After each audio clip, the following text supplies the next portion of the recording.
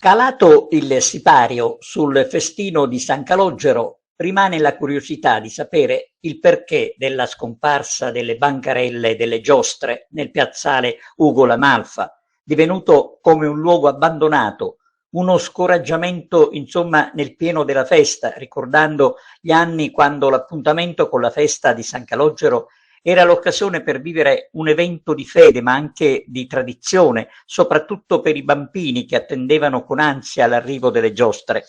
Diciamo che con il Covid la vita è sicuramente cambiata, ma ad Agrigento cosa si è fatto per tornare alla normalità? Per tornare a gustare i momenti più belli, come la festa in onore del compatrono, che purtroppo quest'anno ha dovuto subire un'altra variazione di programma all'ultimo secondo riguardo i fuochi d'artificio.